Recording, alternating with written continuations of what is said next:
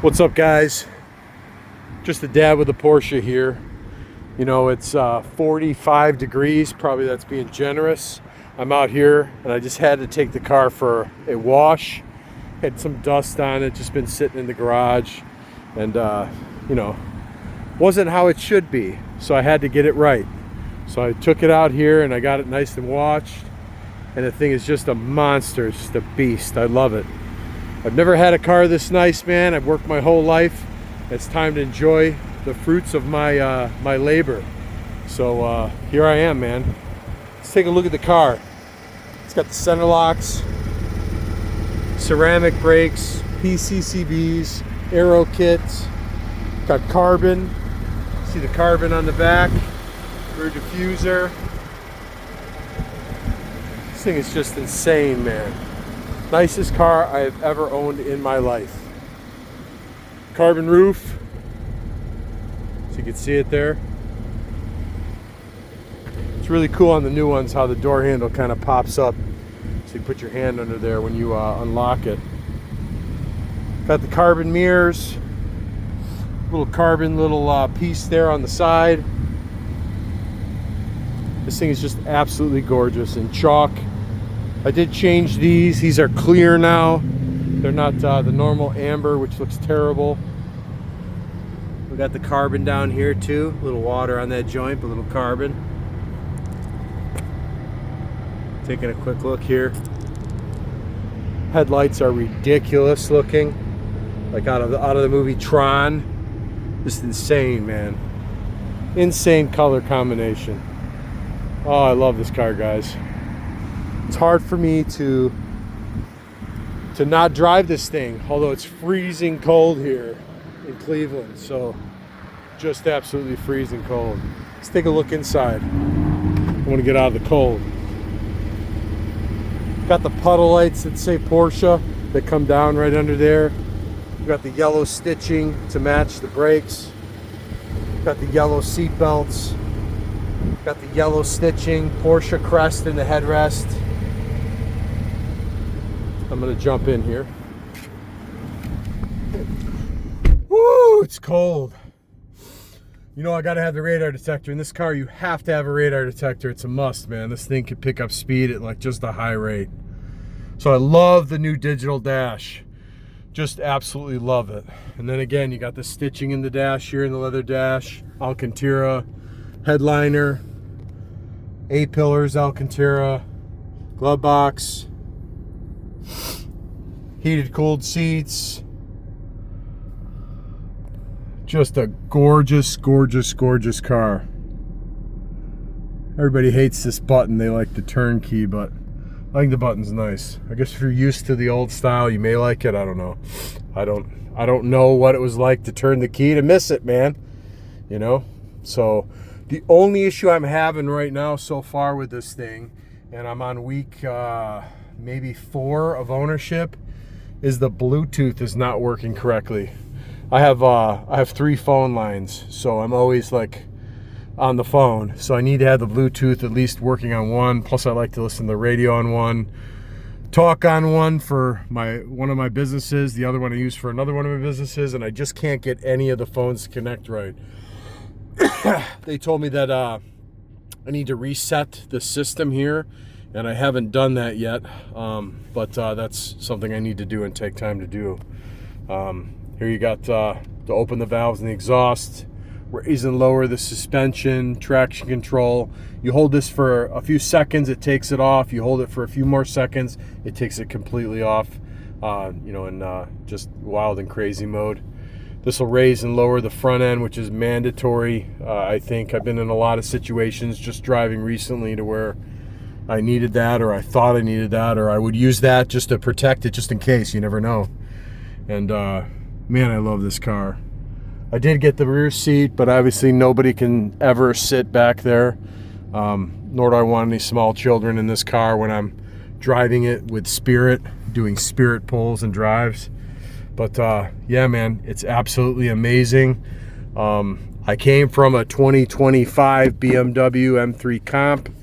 I've had numerous Mercedes-Benz E63.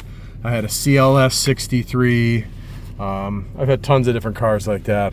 One of my other cars is an Audi SQ5. It's tuned. I got a few goodies on it. And, you know, it was hard for me to leave BMW or Mercedes. I like BMW, I think, more than Mercedes in recent years because the value was there. I mean, the car was a lot less expensive than this car. So I thought that, you know, they're pretty similar performance on paper. Why would I want to get this car? And then you sit in this car. And then after you sit in this car, you drive this car. And it is just a completely different ball game driving this car as opposed to the BMW M3 Comp or any BMW or any Mercedes that I've actually been in. I mean, just the fit and the finish, the way it handles, what it does, the acceleration, and the sound of this motor is just shocking when it gets up into high RPM. It's like nothing I've ever experienced. My M3 Comp had an exhaust on it, had an intake, and it was a fast car for sure. I think it needed the exhaust and the intake to sound good, but it still didn't sound anywhere near the way this sounds, and this is all stock. Car's 1,185 miles on it, you can see. It's basically brand new. However, it is broken in. So we'll just take a quick little ride in this thing real quick just to kind of show you guys what's up with it. Very simple to drive. The other thing too in my M3 Comp, like the launch control was so hard, I think, to engage, and it was just kind of, I don't know, man. I could never really get it to work the way that I wanted it to work. This thing is so easy when you put it in Sport Mode or Sport Plus to do launch control. It's just a numbskull could do it. You just step on the brake and you step on the gas. It says go ahead, you go, and that's it, man. And you could do it as many times as you want it. Another attractive thing about these cars are they hold their value.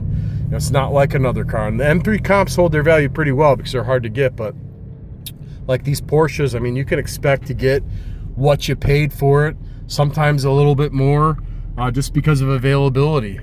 See this Alcantara steering wheel, stitching. It's so well put together. It's unbelievable. And I think that like this car going down the road with the Aero pack, it looks like a GT3. I'm gonna run out here real quick. User mark ahead. I mean, it just, and the noises you hear, you know, like I heard some turbo noises in my M3 Comp, but they weren't like this. This one has incredible like noises, and the motor in the back, everything, all the noise comes from the back. It's just incredible. I like to have it in Sport Plus, but I don't want the firm suspension on. I don't know what you like in your area or your neck of the woods, but here in Cleveland, in the Cleveland area, Ohio, like there's potholes everywhere, inconsistent roadways. I mean, you got weather here, they're plowing. Look at here, we're at a group of big bodies here. All kind of trucks here. I'm sitting low in front of everybody. But you really can't be comfortable with the suspension all the way down. Now, when you're on the highway cruising and you're rolling, yeah, you could probably have it down, but I don't know if I would. I really enjoy driving the car when it's really, really in super stiff mode. And I don't think having it in not stiff mode like deters the performance at all. It's not bad. I didn't get the top of the line sound system. I went with the Bose, and from this sound system compared to the BMW M3, there really is zero comparison at all, man. Like the M3 stereo was absolute garbage. It was trash. I don't even know how they put a stereo in that car. It sounds that rough for what that car costs. It was completely, I'd say, undervalued stereo. I mean, it was like similar to like a Chevy product or something, maybe even worse. It was terrible. And this one bumps, man. It shakes the mirrors. There's plenty of bass. There's plenty of highs. I wouldn't say it's aftermarket quality type of stereo, but it's definitely very good. It definitely, you know, can give you plenty of volume to where you can't hear the engine, or you can, you know, outweigh the road noise from having the windows down when you're enjoying the car, for sure. You got these downshifts here. When it's in sport mode, it does it itself. It's also nice to do that yourself. And I think that the car, one other thing too, I'm sorry if I'm talking too fast here, I'm just excited every time I get in this thing. Like, I think the car sounds better inside than it does outside. And I don't know if like there's less sound deadening material on the inside of this car, but like you can hear everything in this thing. See if we get some space here. No room at all. No room at all right now, but just little whips here and there. But this thing gets after it for sure. It's like a dart. Anywhere you point it, it goes. It handles like it's on rails. I feel like I could drive this car a 1,000-mile road trip right now, and you know, and wouldn't be too beat up with it, man. I mean, it actually has more leg room inside this car than I did in my M3. I feel more comfortable in it, even though I'm lower to the ground. I'm about 6'4", I guess you'd say, with shoes on, and I feel like I have more headroom in this car than I did the M3, more leg room, and I sit more comfortably in this car. Another thing too to point out, the view you have of the road when you're driving this car, like just the vision with like the windows, like you have just the right amount of vision. In the M3, no matter where you position the seat, I think that you just don't have a view of the front hood. Like you can't see properly here. Just the way the driver's seat is oriented, like you have more vision, like when you need it. Nothing's like obstructing your vision if you want to like check a blind spot or look out or whatever. You know, it's just everything is just right, and just a joy to drive. It also, even when you're not shifting it manually, it feels like the car is always in the right gear for what you want to do. And if it's not, it can get there real fast. Like it gets there instantly. Like the transmission is so, it shifts so fast. It's just so right. Let's see if we can roll a dip through here. I just can't get a break here with traffic. People are coming home, man. It's 5:15, so you really can't get on it or do anything unjust. But this will give you a basic idea what this thing looks like and what it is to drive it. In my experience, coming from, you know, other Highline brands, but nothing like of this caliber. Not even close, man. See if we'll rip it here a little. Jesus criminy. I mean, this thing just rolls. There's zero lag on it. When you want to get on it, it rock. This thing is ready to rock and roll, man.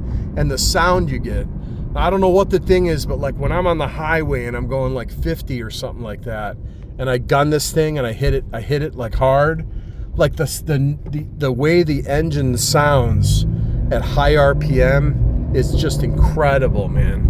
It totally adds to the full experience. And I'm sorry if I'm bouncing here. I'm not a professional videographer. I'm just a dad with a Porsche, bro.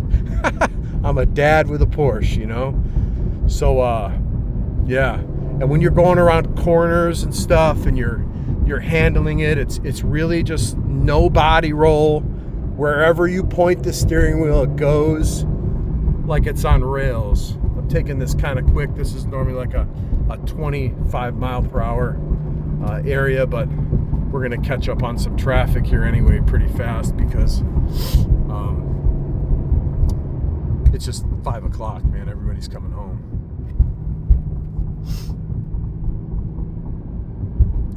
Everything's kind of where you need it. I would say that the power window controls that are over here, and I have long arms, are a little bit back, a little bit further. So when I want to use the power windows, I tend to like have to put my elbow back, I guess you'd say, to hit the power windows, which kind of sucks, but isn't a big deal. I mean, there's way more positives than there are negatives or zonks or whatever you want to say.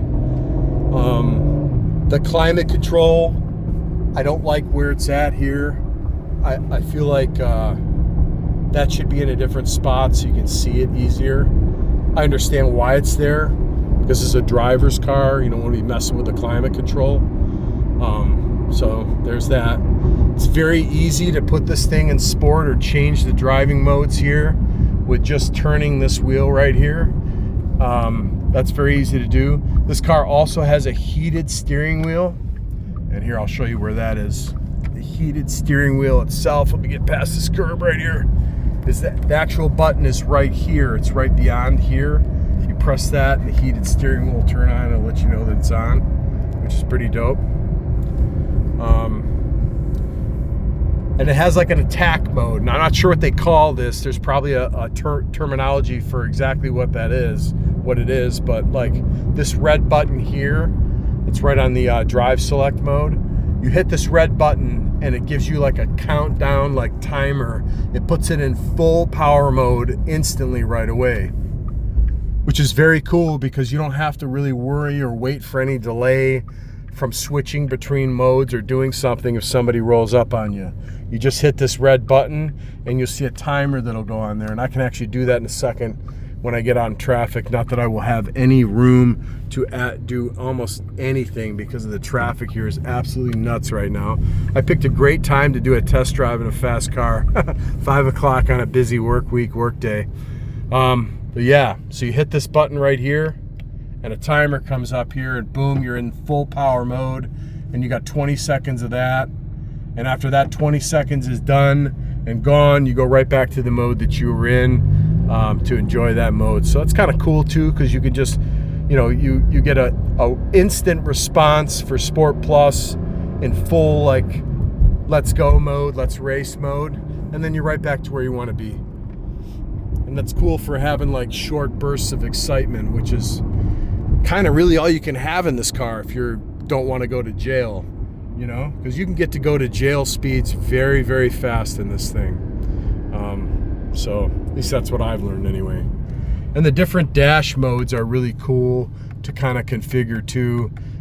You can go and you can kind of customize in these circles where you want everything to be. You can completely change everything. People like this GTS mode. Different views here in the center, which is sick. You can kind of customize everything the way that you want it to be. Not that you even really need to look at this stuff. Cool to have the nav like there. That's like a German Audi type of thing on the whole screen. My SQ5 has that too. But you know, you really don't need to do this. This is like, it's not something you really want to pay attention to. Like, you want to engage in the drive itself and enjoy the car the way it drives. So dude, I mean, those stereos amazing. I find myself driving this car with nothing on, so I can just hear the noises. I can hear the downshifts. Wait.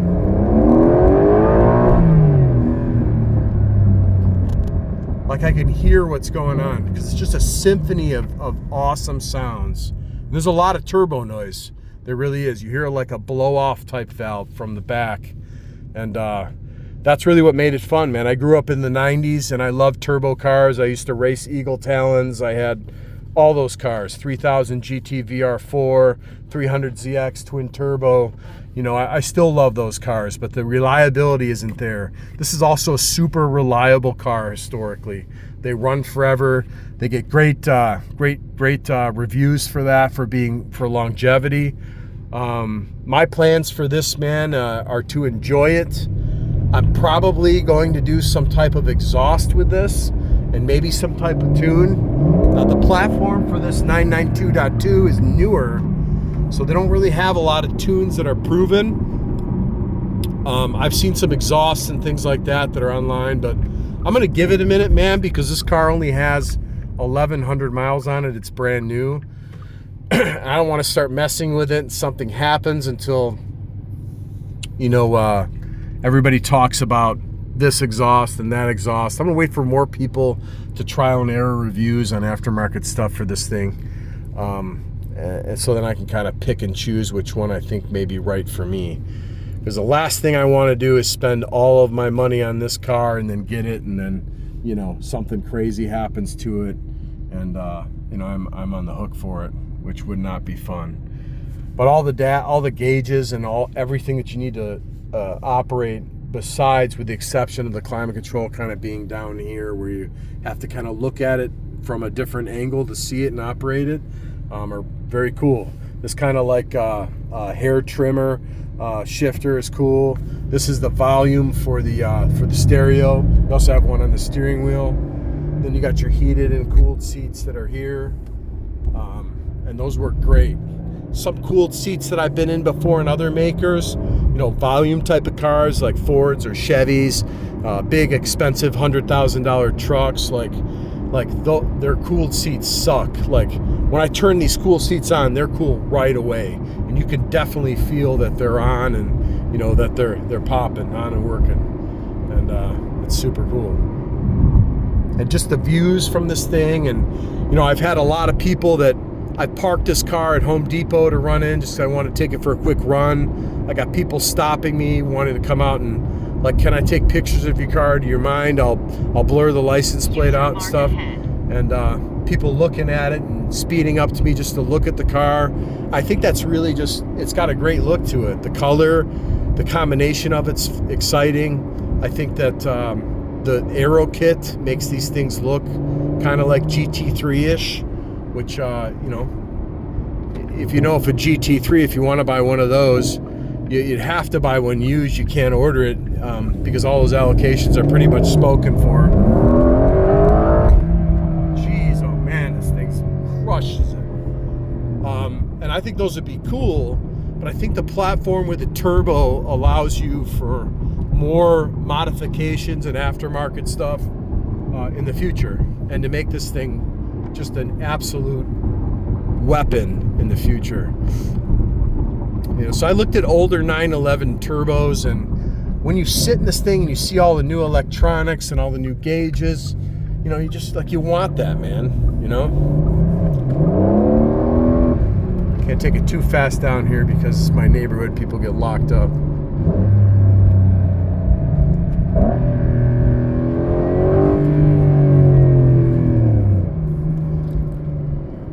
That's how we're living, guys. That's how we rolling. That's how we're doing it. And I got my front lift at my house here, like memory set, so it goes up when I pull up to my house automatically, so I don't have to remember, or I'm not going to forget to lift it up and then, you know, rub the lip on my driveway, which would be absolutely devastating. I don't want to ever do that. So here, we're up right now. We're going to put it down. Let's see if you can hear it.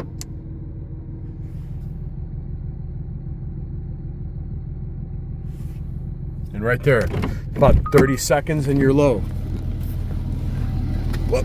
Jumping out here, got some yard work and some different stuff going on. So that's it, guys. That's the 2026 Porsche 911 Carrera 4. It's four-wheel drive GTS in chalk, carbon. Look at this thing, guys.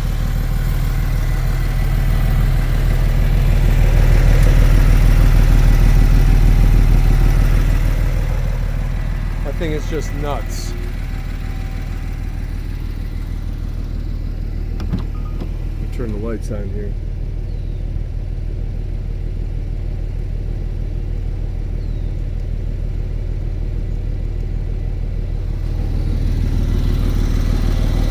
The light bar is just sick in this thing. And I think it sounds awesome, man. I really do. Sorry, man. A dad with a Porsche. Like and subscribe. More coming. Trying to post all kinds of videos on this car so you guys can get an idea what it's like to own one of these and drive one of these daily. Take one of these on dates. Buy real estate with this thing. Drive it through the drive-through, grab yourself a coffee or whatever you drink,